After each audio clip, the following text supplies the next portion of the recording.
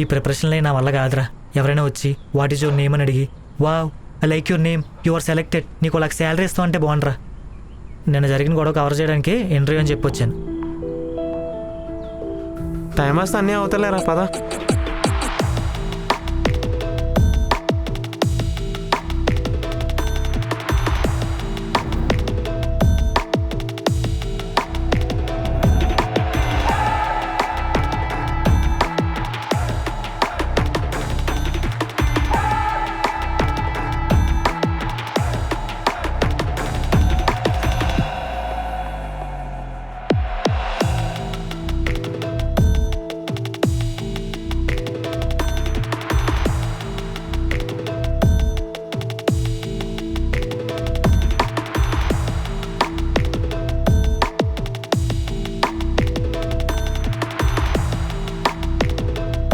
ఒరే,